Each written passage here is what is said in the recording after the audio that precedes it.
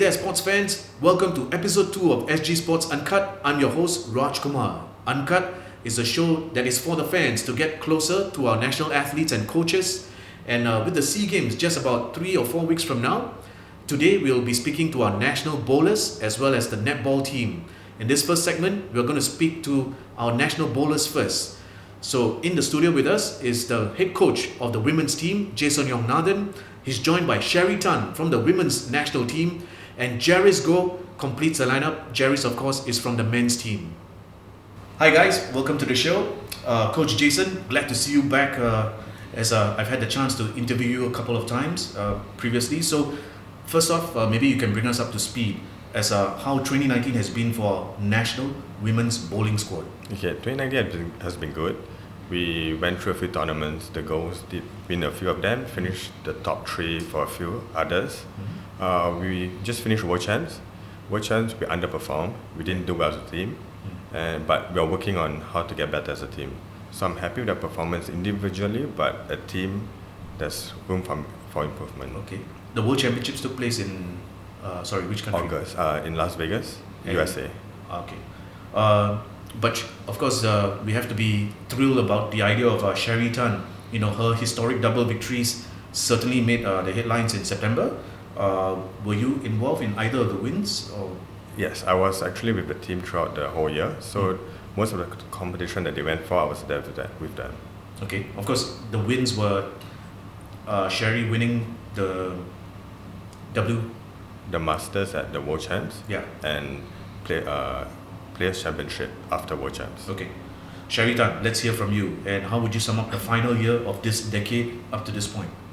I would say 2019 has been pretty good for me because I came in top 3 for a few tournaments from January till now, and I think it's one of my best years so far.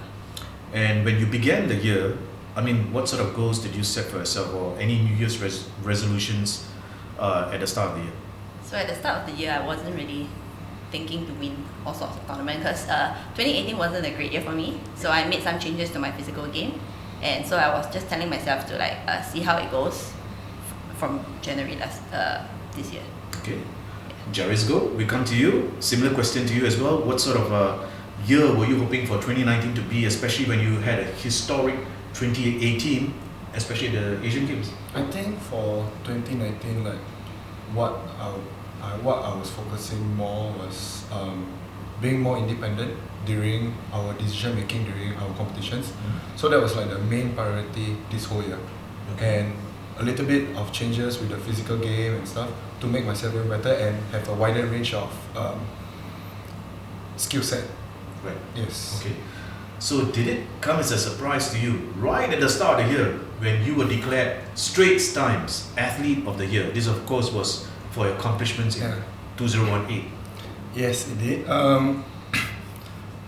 It was quite a surprise because during that period I was having my final exam before I graduate from Republic Poly actually. Oh, okay. So I wasn't focusing a lot of the award and stuff. Yeah. It was I was very happy that I was nominated as the Straits Times Athlete of the Year. Yeah. So winning it was a huge surprise for me, especially the field was so strong. Martina, Joseph, Wei Xiong and Meng Yi. So my competitors were really strong. So I didn't want to think about it because before that I was bowler of the year as well, and outstanding student athlete for Musun Chong at sports school. So I didn't want to think about it anymore because I was more focused on my exam during that period. So it came off as a surprise for me actually. So you said in 2018 you were finishing your exam as well? 2019, this year. Oh, this year? Yeah, okay. this year. Okay. So when the ceremony took place, the next day was my final exam actually. Oh wow. Yes. Okay. It was I hope you did well. Yes. Yeah.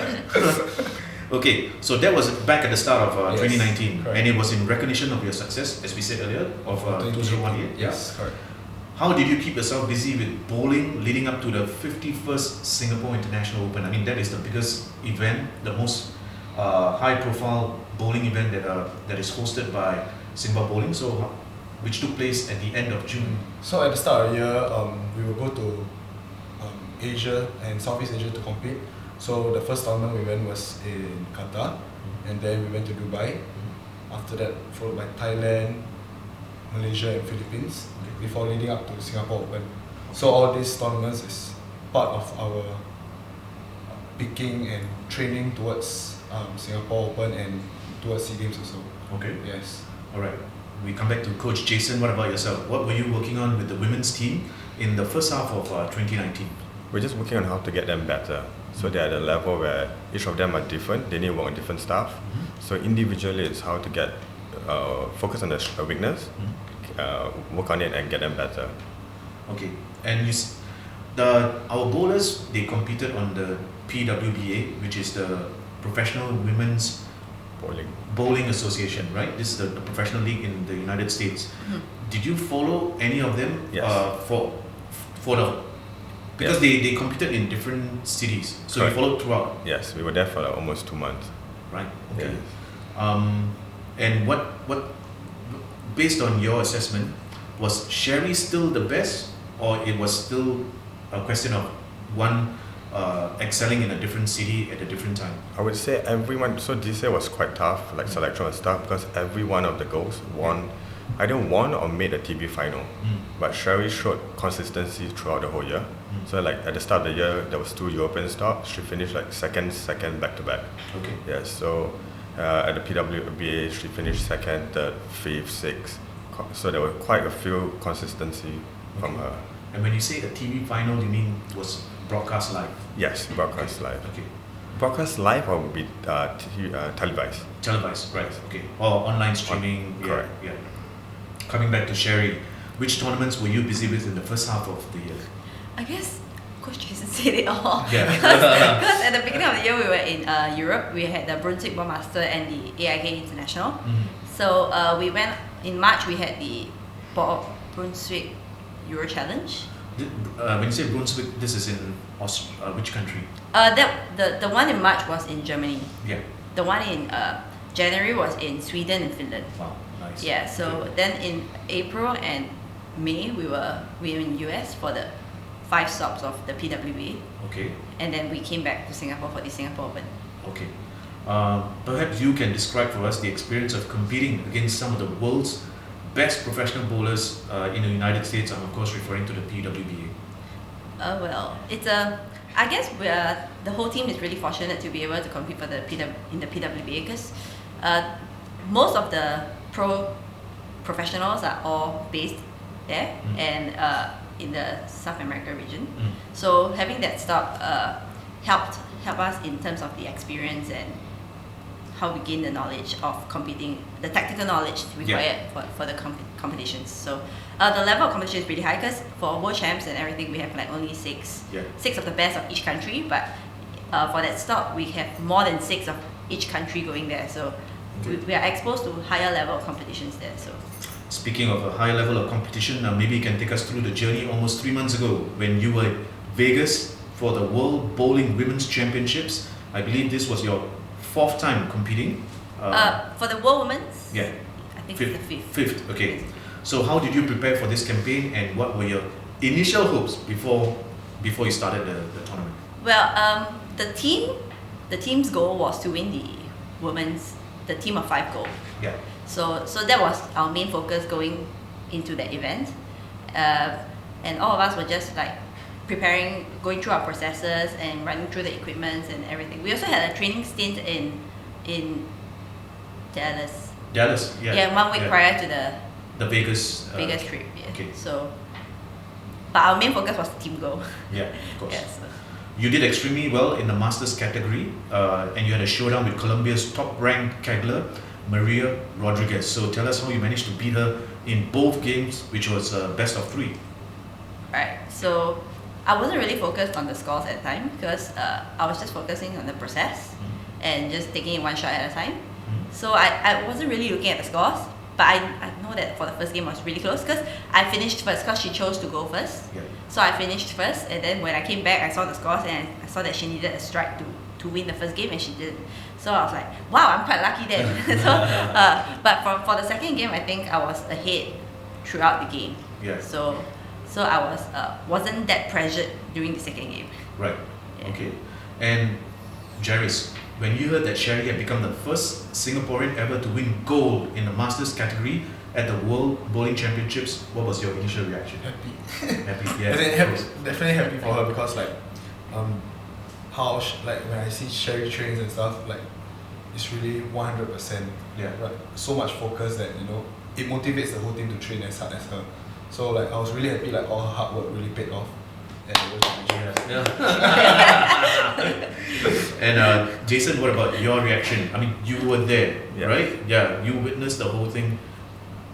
What sort of emotions did you feel? I was very happy for her because she's like what Jaris said. She's a hard worker. Yeah. She works very hard doing training. Even though she wins and stuff, she wants to get even better. And from I think like last year, 2 years ago, every time she will finish like second, third. So this is just a breakthrough, and she's deserving of a win. And she got it done. Fifth attempt. And no, which is, I mean, we're not talking about some small scale. No, technically, if you add the combined championships, it's 7 attempts. What? But nonetheless, you created history, and who would have thought 8 days later, you went on to win the PWBA Tour title in North Carolina. Jason, you were there as well. Before we get your thoughts, what do you think of that double header? Fantastic. It only shows that an elite athlete, her mindset is competition after competition. It's just focus on the competition. She finish one competition, she keep park it aside, and she focus on another competition. And I think to win back to back is tremendous. Yeah, exactly. I mean, I think you didn't even have time to go and party, and you were in Vegas. or maybe we don't know. Or maybe we don't know. Okay, maybe some things were not reported, but never mind. I guess the main question here is,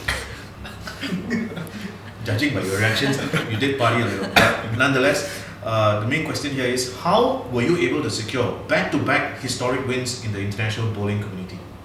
Well, I guess like you said, I didn't really have time to like settle down and think about it. So what I did was just to like focus on the process and just take it one shot at a time and not to think too much about the future or the past. Because what has happened has already happened, and you can't predict what will happen in the future. Yeah. So what I was doing is just to focus on my process and my current game. Okay. What was the reaction from your sister and fellow national bowler, Daphne Tan? Well, she was so happy she cried. I mean, after the Masters goal, there were a few tears from quite a few people. So, that photograph. That photograph says it all. The one just behind you. Yeah. Oh yeah.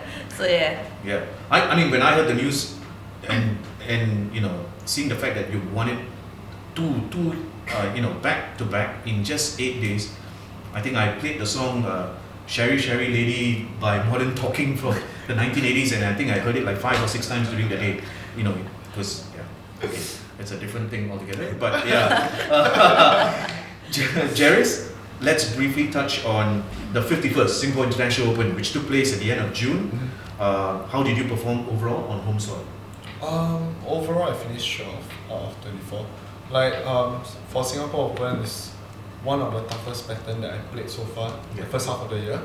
So it's a lot of grinding and a lot of focus where little bit of error, it will cost you a huge error. Yeah. So overall, to me, I didn't finish to my expectation, but bringing forward, I know where are my flaws are, where I need to focus on after the tournament. Sure. So that's what I've been training after Singapore.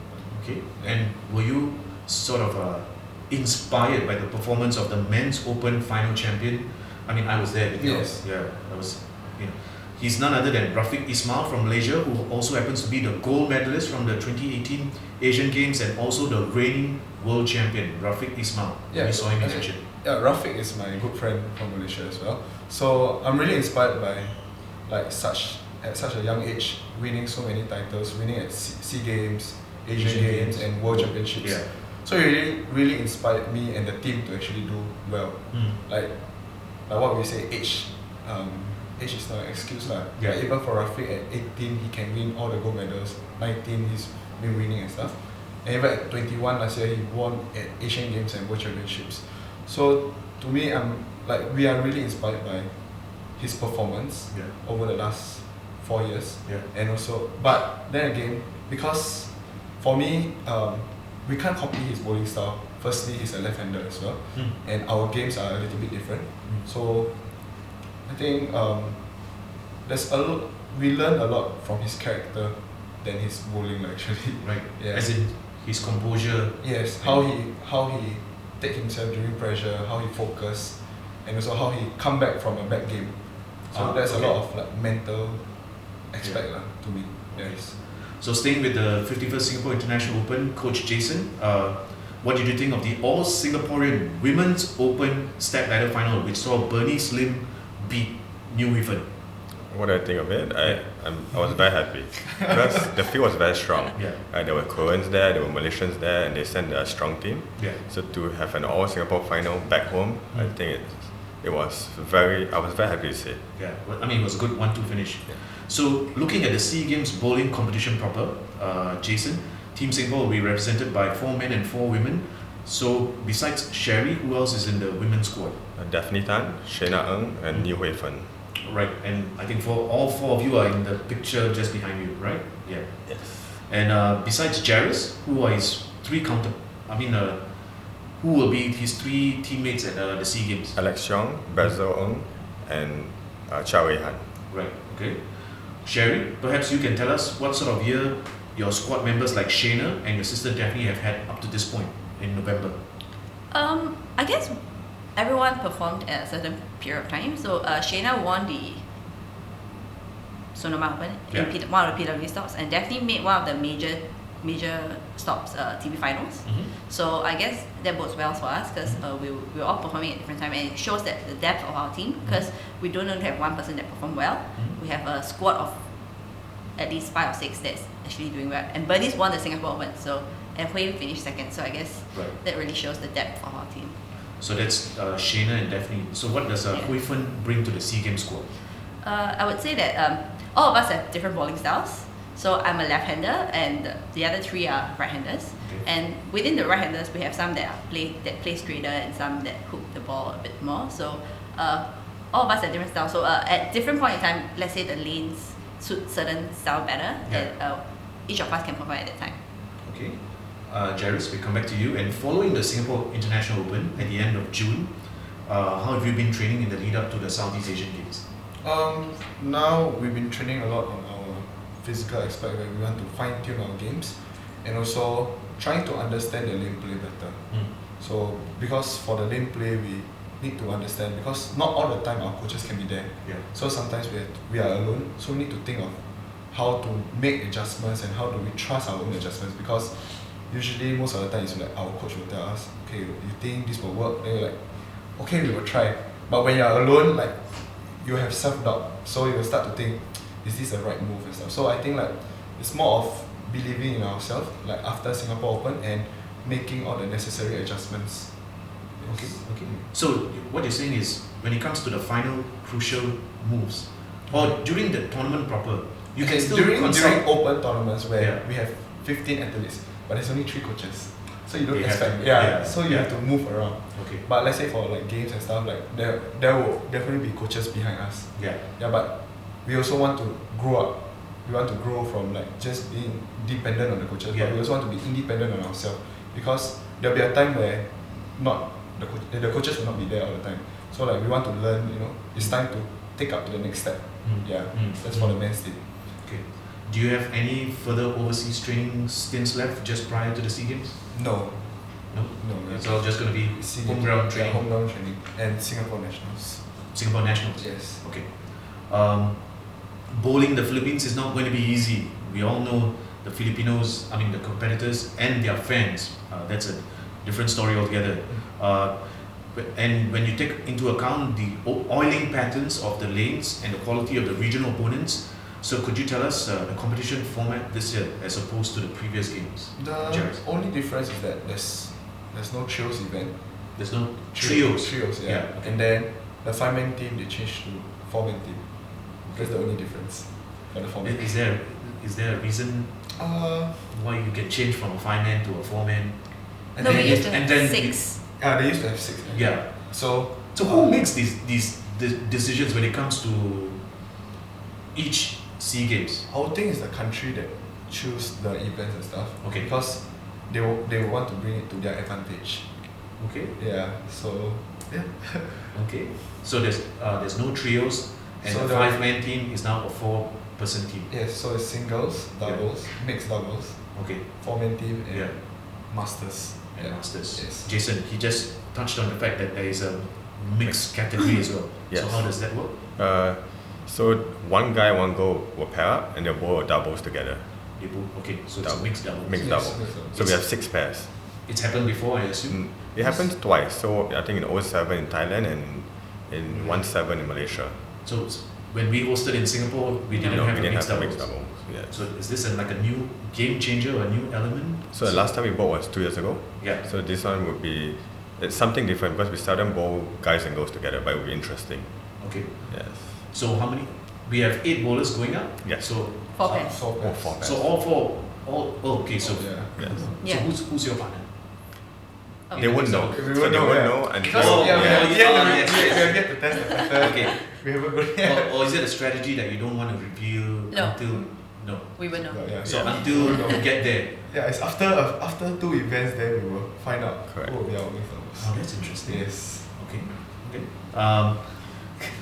No, I was just wondering whether you start training as a duo now, as opposed to when you reach the games, then only you figure out your. Now we'll try different pairing. Yeah, we'll to- try. Yes, but when we're there, it depends on how the lane plays, and then Yeah. it will be more of a strategy. For the benefit of our viewers, could you just explain this element of the lane plays and the oiling patterns? Okay, so at SEA Games, we'll be bowling on 2 different oiling. There'll be a long and a medium pattern. Yeah. So it's a different length Yeah. and different shape. So every shape of the pattern, there'll be a certain style that suits it. There will be more advantage to a certain style. So it depends, and how the lane breaks down. So the lane breaks down depending on the competitors bowling. So the style of the competitors also. Okay. So we only will know when we are there, Yeah. depending on how they play the lane, what kind of equipment they use, then we'll find out. Okay. Yes. So the only things that we bring are your own personalized Correct. bowling equipment. Okay. Jason, what targets have you set for our national women's team at the 30th edition of the Southeast Asian Games? I think in every competition we go and every event we bowl, we always aim to win. That's all athletes' mentality. Yeah. So, but that's not something within our own control.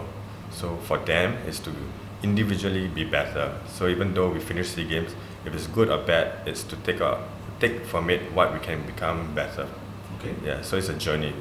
Okay. He's being very politically correct without revealing too much. But I understand from the coach's point of view. Cherie, what about yourself? How many events are you competing in, and is there one specific opponent or individual in the region that you're looking forward to do battle against? So like Jaris mentioned earlier, there was the singles, doubles, mixed doubles team, and if you make it, the top 16 mixed masters. So So possible it's 5. 4 or 5. Yeah. Yeah.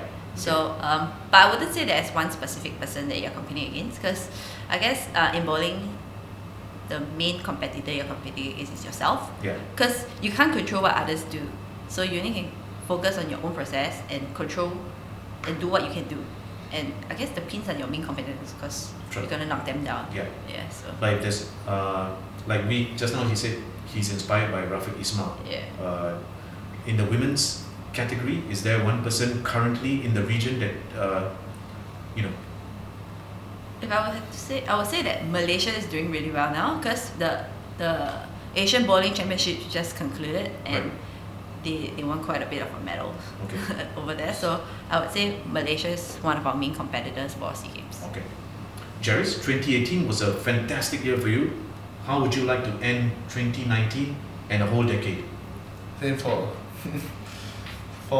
how I would like to end my 2019 would be, of course, finishing with a goal. Yeah. As Another jumping. maybe Yeah. yes, hopefully. Because the next 2 years I'll be taking a break from bowling, as I'll be serving the national service. Yeah. So hopefully before I enter the national service, I hope we could, we hope that we could win a gold together. Yeah. Yes. And you never know. Maybe during national service you can still get time off to come and compete. Alex Jong, your teammate, did that. Yeah, last so year. as in, it really depends, because I wouldn't know where my vocation is. be. Yes. Okay. So, yeah. Okay. And what is your message to Singaporeans who are watching watching you now as we count down to the SEA Games? Support us at the 2019 SEA Games. Yes. Yeah. At the 2019 SEA Games, yeah. Okay, Cherie, do you have a message as well on behalf of the women that are going up to compete? Support us. Yeah. Yeah, we will appreciate your support, and we hope we can do our best and make Singapore proud. Okay. Jason, you've already got. Yeah, before we end this segment, I got to ask you this one question. You and I go back a few years, and you know. Okay, I need to sit up straight. Now on social media, there's been quite a few photos of you and a certain national bowler. Okay. So her name is Cherie Tan. Okay. So, and the photos to me gives the impression that the two of you are dating. So right now on SG Sports Uncut, Jaris Goh, can you confirm whether the two of you are an item? No, we are No. not. Yes. You know how many haters will hate me after this? Like all her fans will come and chase after me. Like, I was very convinced. yeah, but Cherie is not the only one in my Instagram. There's Bernice inside as well. Yeah, okay. Yeah, but there were more of the two of you together, and you know, No, the Bernice- very. Okay. They're Thai. You Okay. can count the photos. Because I was wondering why, if you're going to date Cherie, you probably have to be a Liverpool supporter. Because you know how fanatic she is. Correct. Yeah. So you're not. No. Okay. So you Alright. can be a Man U supporter. Oh yeah. No, but I'm a Man U supporter. yeah, just like Jason as well. Yes. My condolences to the both of you. No, you guys are doing well in the League Cup at least. You know. All right. Thank you very much. Just one final thing for us to do. I believe the three of you brought Yes. personal items that are of significance to you. Jaris, maybe you would like to start first and tell us. Okay. This is my first World Championship medal. Okay. So it's the Team of Five. Just hold it a bit longer. Which year was this? Last year, at Hong Kong. Yeah. Okay. So I think like it's really significant to me because not only we won the bronze, but also we created history. Like it was the first team medal for Right. the men's team. Yeah. So I think like it's really close to my heart, and I'm Yeah. really happy to be part of that team. Yeah. Yes. Congrats on that achievement. Thank you. Cherie? Yeah, so I have this watch here. Oh, nice. Yeah, I know, it's free. I won't say that.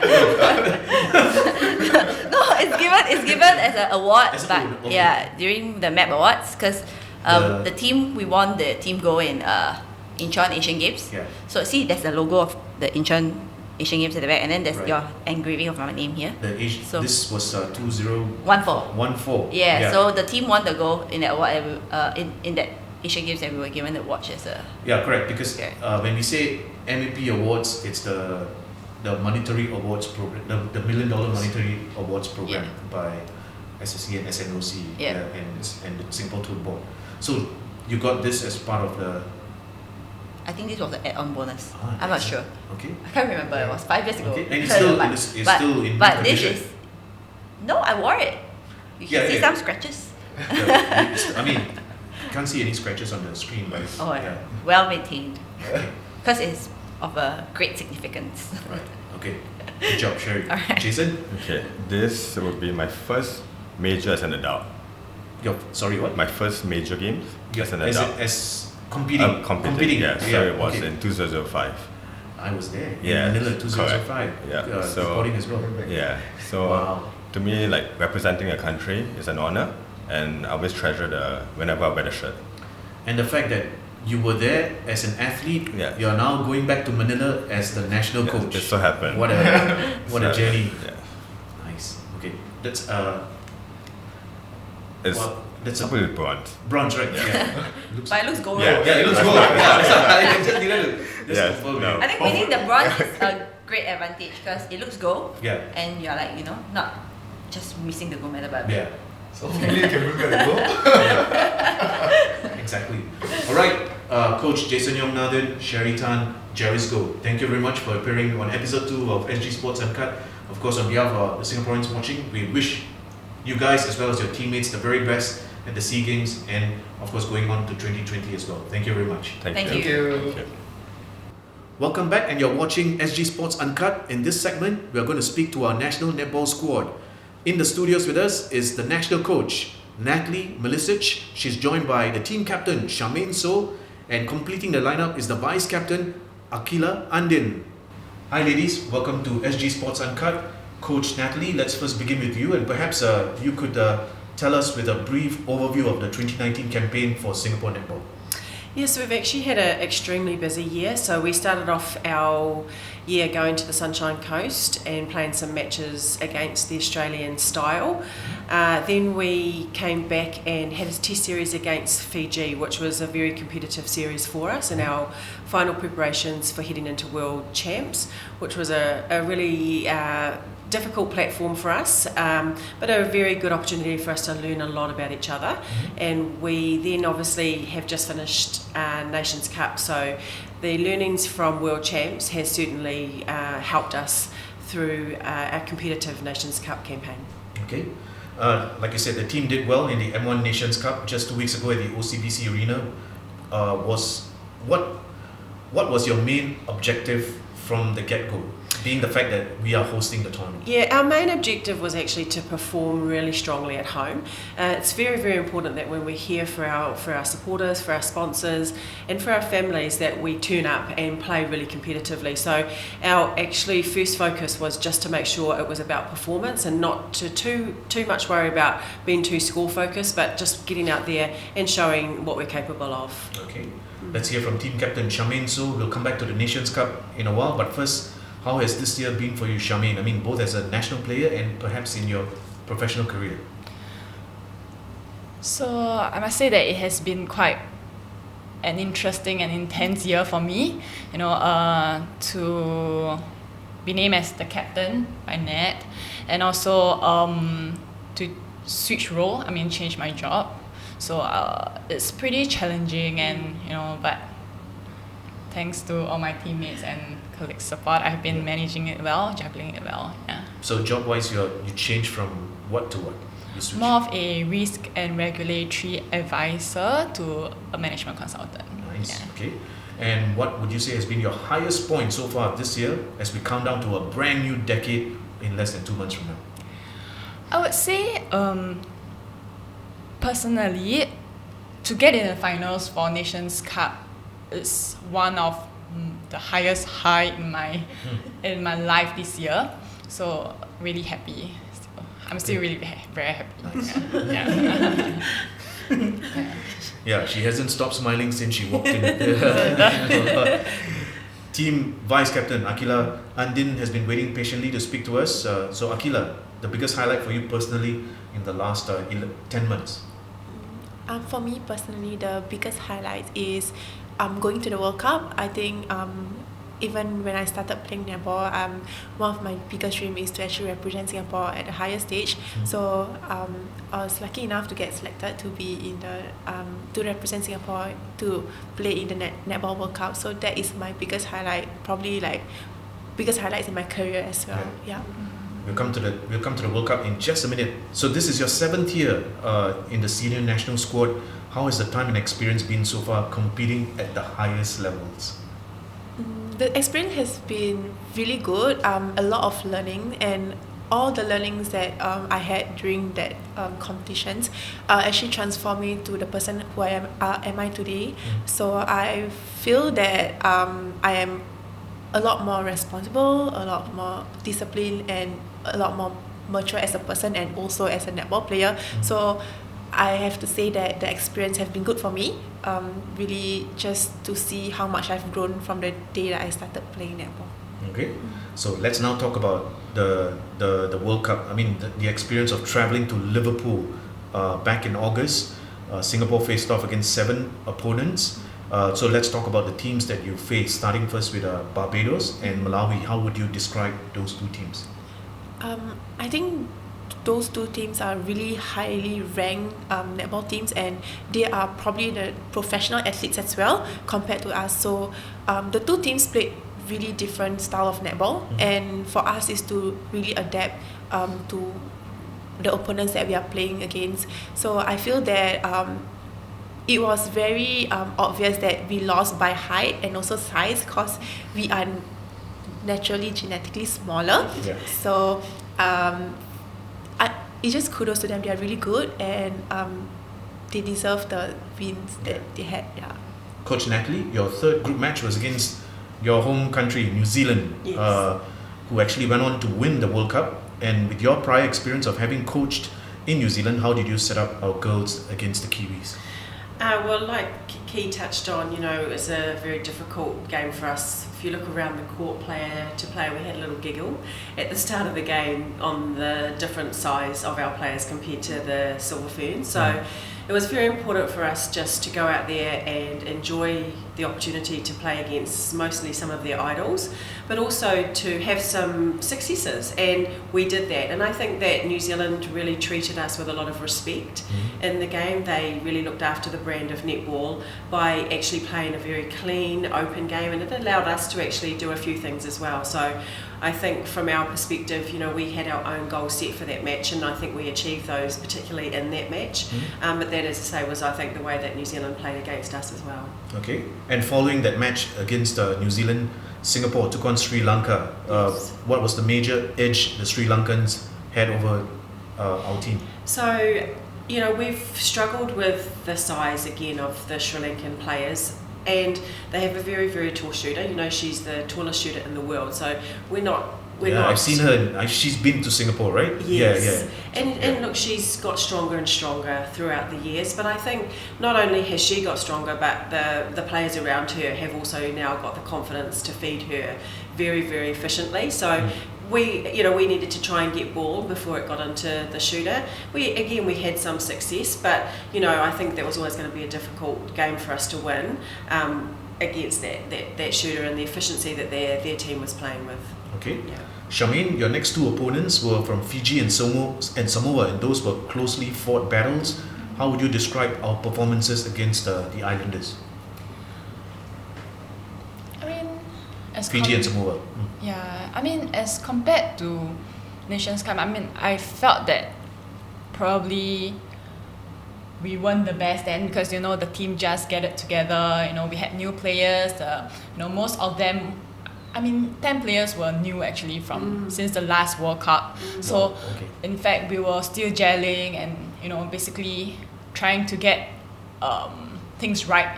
So, actually, to play against the world number 16, 17, right? Yes. Yeah, they are really awesome. They are really solid players. We have played them before. So, to come that close to them, we thought that it was a good fight. Yeah. Okay. And in your final match at the World Cup, you came up against Sri Lanka again. But they still had the upper hand. So how would you sum up Team Singapore's campaign overall at the World Cup? Like you said, I think majority of the team was making their debut at the World Cup. Yes. To be the lowest ranking country going into the competition is definitely not easy because, furthermore, we were pretty inexperienced compared to many of them. So, I would say that I'm really proud of the girls. They fought really hard to the last whistle. We never gave up. There's resilience, there's discipline, we did what we could. Although it could have been better. Yeah. So, basically, I would say that I'm very proud of them. Okay. Also, as part of the trip to Liverpool, we're going to show a photograph. I think you know which photograph they're talking about. Show it. This photograph where the whole team went to Anfield, Yeah. and you took that photo. Aqilah, before we hear from him,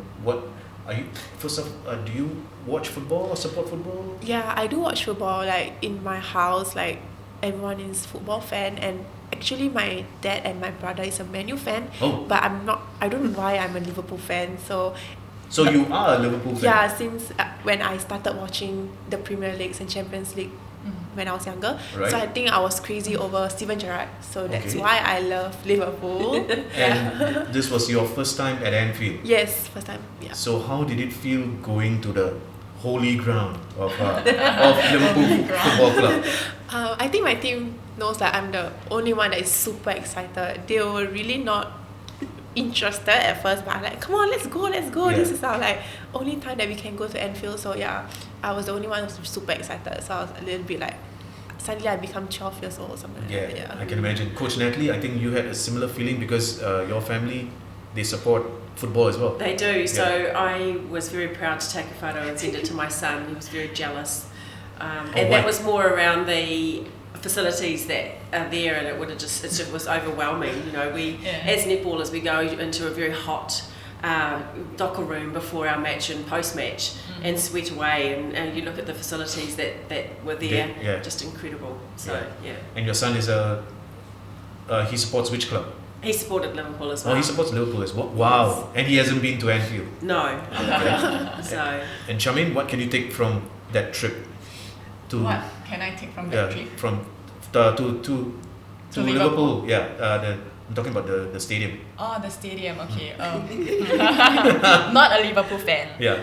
So he is. Yeah. You know, when we were planning for the whole trip, she was like, I need to go to Anfield. Yeah. Then we were like, okay, fine. She was very persistent about it, so we're like, okay, give in. So we went there. I mean, it's really beautiful, and actually it shows us how, like professional athletes actually train, where they train, and the facilities they use are really, high in technology and all. So I mean, it's something that we can take home in that sense.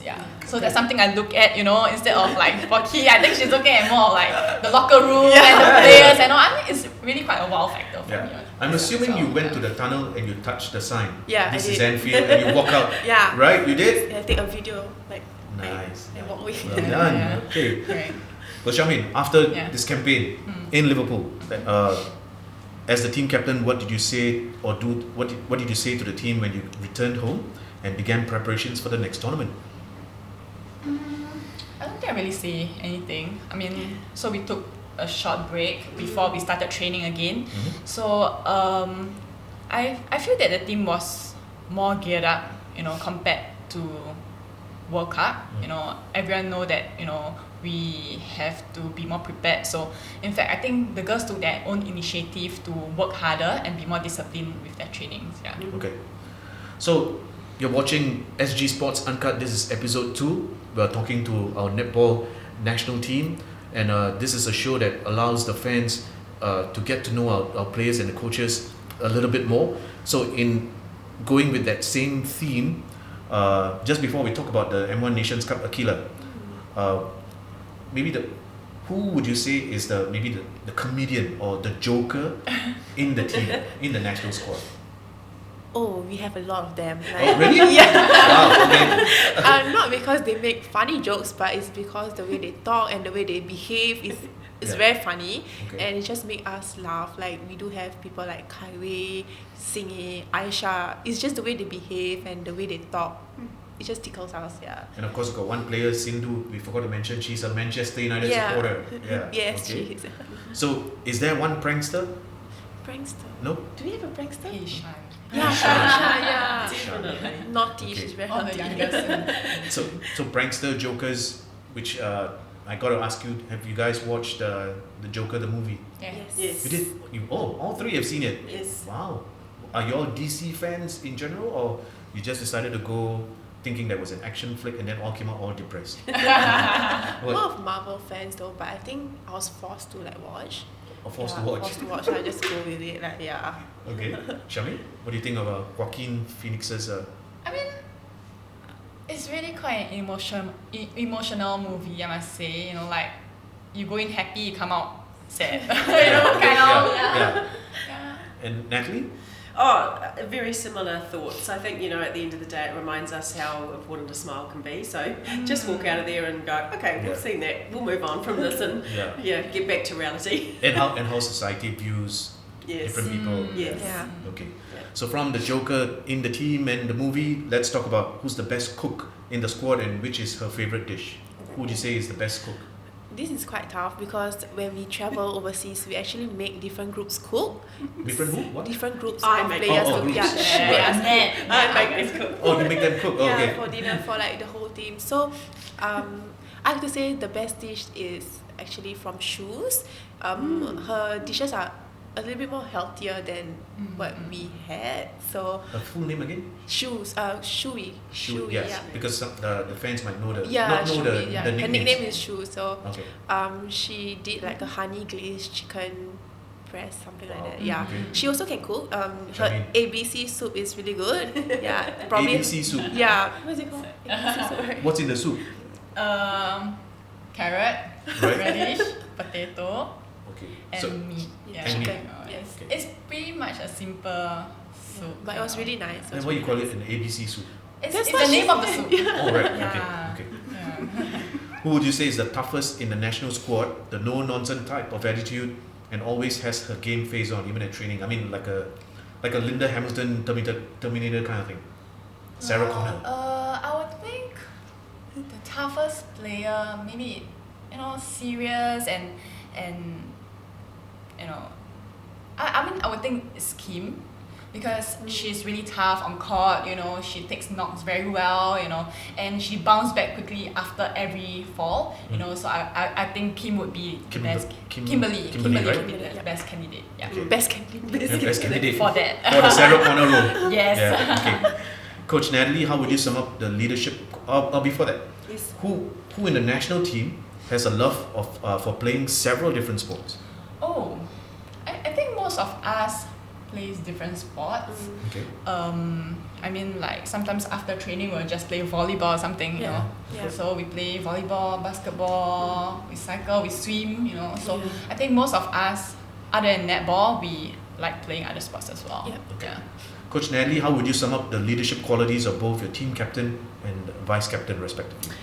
So what these two offer is very different skills. So she leads by example. So the way that she plays the game, the other players look up to her. She is always focused when we play, and as I say, expects from the players how she plays the game. So she, as I say, leads by example. And with Key, she's our motivator. She's the rah-rah. She tries to rack our players up to get the best out of them. So, and I think that though we have a lot of support in the team, we try and say to everyone that is in the team, you all bring something as leaders. So it's very important that they give that support to our captains. Okay. And is there a common activity that the whole team gets together and does outside of training and competition?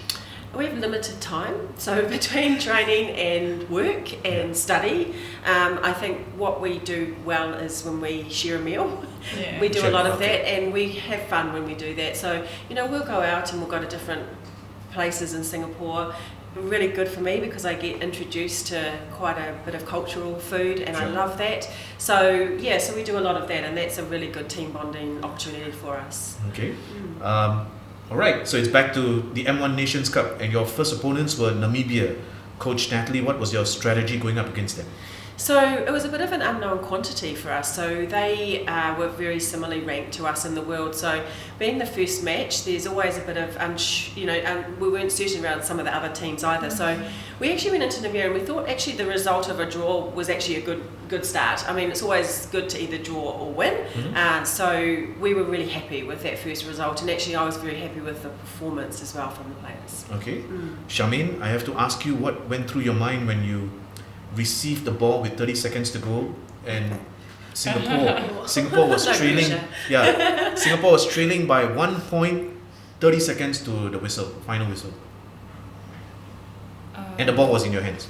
I think the ball went out before that, so I was thinking, okay, I would like to say nothing went through my mind, but in fact, a lot of things went through my mind. I mean, I was thinking, hey, the defenders worked so hard to bring down the ball for us, the middies were working very hard. So, I was thinking at a point of time, I'll be screwed if I don't put the ball in, those sort of stuff. And when I take the ball, it was more like, okay, we need to win, and just, I think we do train.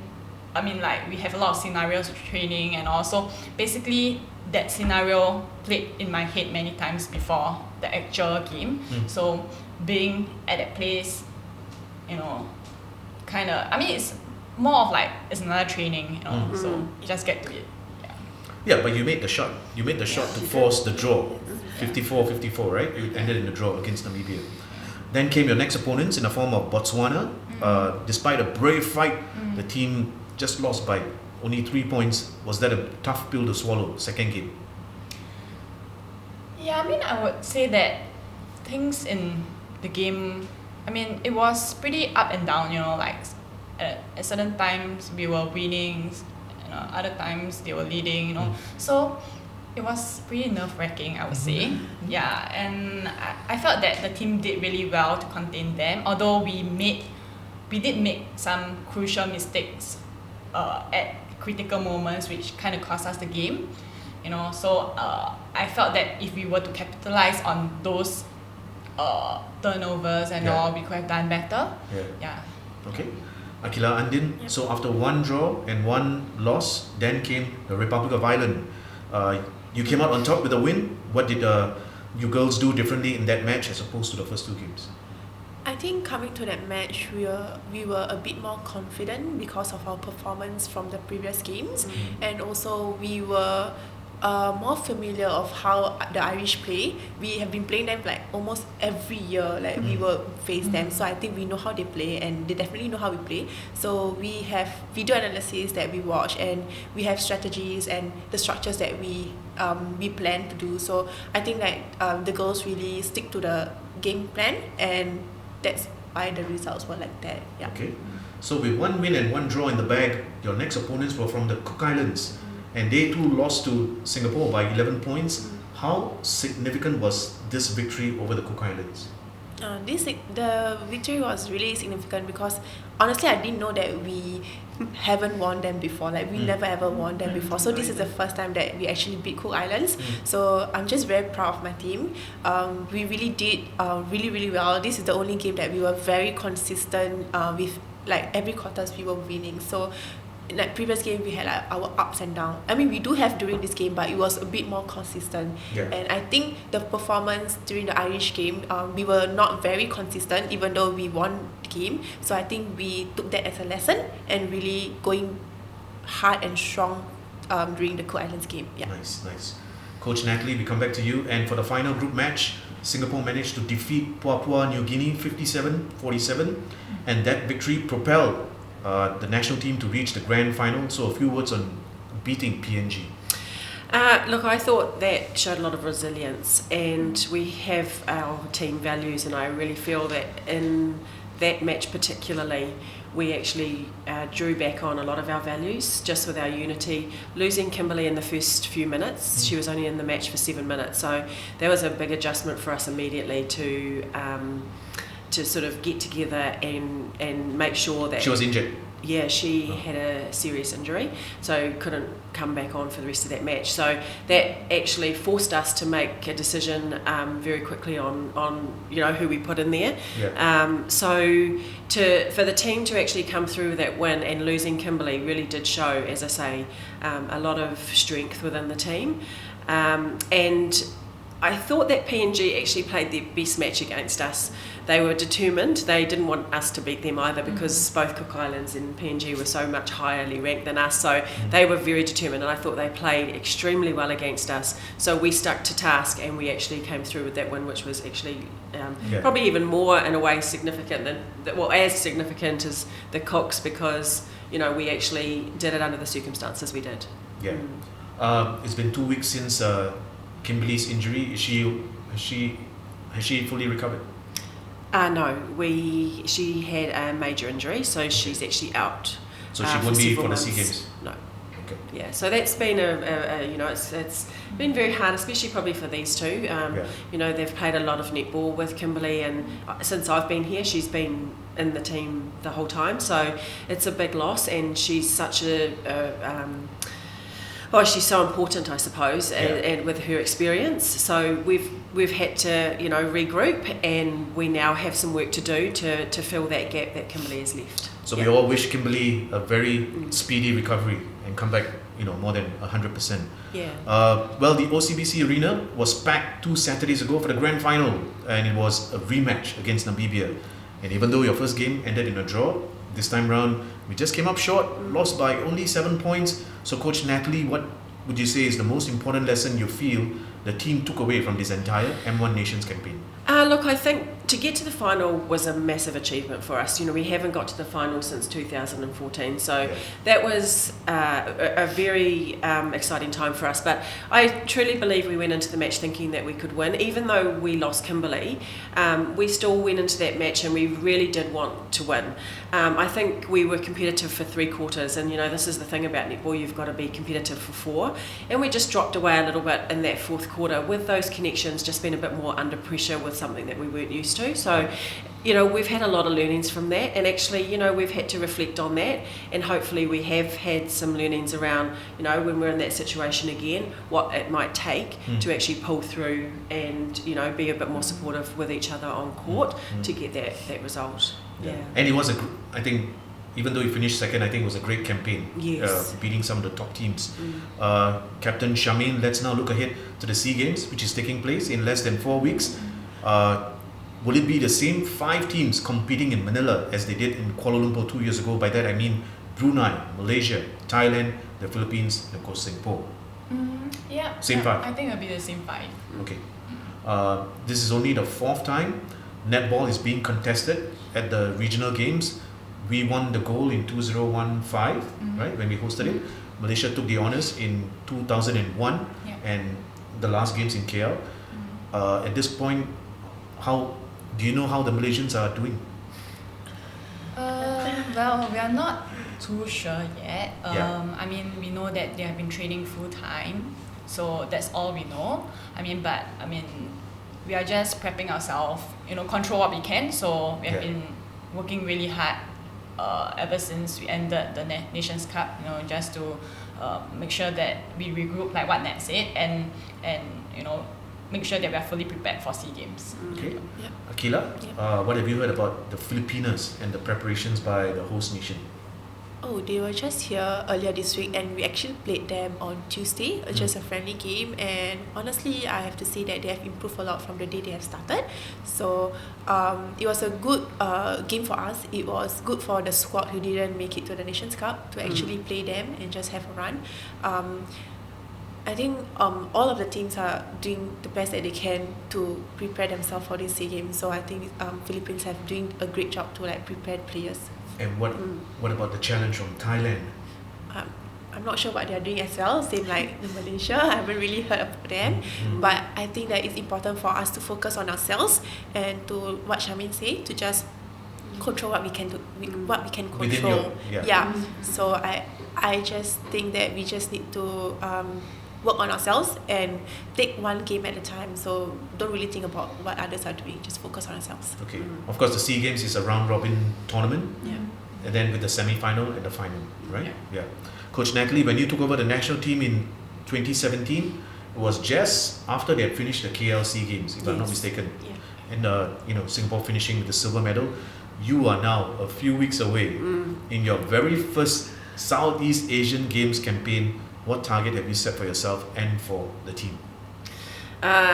So it's a very, very important tournament for us, and this is what we have been building for 2 years since we played them last. So you know, I feel that, you know, we absolutely want to go out and do our best, and I mean, ultimately, yes, of course we want to win gold. So, you know, we have reflected on 2017 as well as a team to make sure that there were learnings from that match, and that has made us stronger. And I think the girls that were in that campaign are determined to come out and, you know, make sure that we do our best. So it's very, very exciting. I got a bit anxious last night. I looked and I was, oh my God, we're 15 days away. The girls laugh at me, but 15 days, and I'm like, oh, it's a bit scary, but you know, it's exciting. And I think that, you know, we want to make sure that we go into the campaign with no stone unturned, and we are absolutely ready for it. Okay, awesome. Aqilah, as one of the 2 vice captains, only for the SEA Games, are there a few words that you'd like to say about your team sponsors and Netball Singapore in general? In general, I just want to thank them for always supporting us and having our backs. I think without them, we will not be where we are. We won't be able to compete in the world stage, in the highest level of netball. So just thank you so much for the support, and we hope that the continuous support will progress and just continually support us. Nice, Yeah. nice. And Charmaine, as the team captain, what is the message to Singaporeans as your team preps for SEA Games 2019?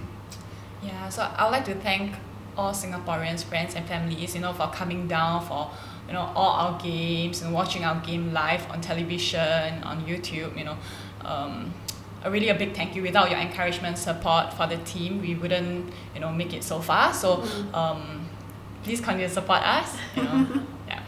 No, I'm sure there'll be quite a number of fans who will be travelling up to the Philippines to support. And we'll be so grateful. Of course, We'll be so happy. Yes. Your motivation. Is the netball in Manila or in Clark? Manila. In Yeah. Manila. Okay, we come to the tail end of this segment with Netball Singapore. But just before you go, I believe each of you has brought a special item or significant item. Aqilah, maybe we'll start with you. What have you brought for us? It's not really significant, but I think it's more of important to me is actually my handphone. It's not because I'm a social media junkie or I love texting or what. It's just because I have this app called Spotify. Yeah. I love music and I listen to podcasts as well. So it actually sets the mood of the day. So even when I'm sad, I'm just gonna go listen to music, sad music, emo music, and then if I need to hype up for a game, I'll just go to Spotify and listen to all my playlists. Yeah. Nice. Yeah. And you can also listen to this show on Spotify, like she just said. Yeah, it's coming out on Spotify. Look out for it.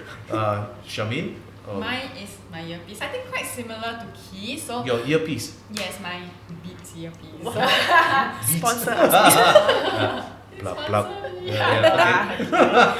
Yeah, so I think this is very important. I mean, not that I don't really like those what do you call it? Earbuds, is it? Yeah, I mean, I I don't- prefer this because it's more traditional and I'm pretty traditional. So I like this because it's very significant to me because I use this for all my games, when I'm on the train, when I don't really like to talk to people, I'll just put it in and pretend I'm listening to music. Sometimes there's no music, I just want to get away from the world, so it's very important to me, important and significant to me, yeah. Yeah. So it's traveled with you to several countries. Yes. Yeah, I Several know. countries in Yeah. Singapore, everywhere. Everywhere I go, I have to bring it with me. Nice. Without it, I feel naked. Yeah. I know. Naked sponsor us. Thank you. And Coach Natalie, what? Okay, so mine's significant. Mine is my wedding rings. Oh. So I have these with me permanently, and that is a reminder of the support that I do have from my family. So they don't leave my hand. And as I say, sometimes in those critical moments, I grab hold of my hand and remind myself that my family's there with me. Well, that's a very touching story to hear. I mean, the fact that your wedding rings are, and they should, they should Yes. be the most significant, depending on, each individual. On that note, we've come to the end of episode 2 of SG Sports Uncut. We, of course, on behalf of all the viewers, we want to wish the netball squad the very best in your quest to go to the Philippines and win back the gold, and then of course kick off 2020 in a big way as well. So thank you very much, Coach Natalie, You're welcome. Captain Charmaine, Vice Captain Aqilah Andin. Thank you very much, Thank and you. all the best. Thank you very much. And we just spoke to our national netballers. Of course, we wish them the very best at the coming Southeast Asian Games. With that, we've come to the end of this edition of SG Sports Uncut. If you have any feedback or any comments on the show, feel free to drop us a comment on our YouTube channel, or you can also send us an email at this address, sgsportsuncut@gmail.com. That's sgsportsuncut, one word, @gmail.com. Thank you for watching. I'm Raj Kumar. Bye for now.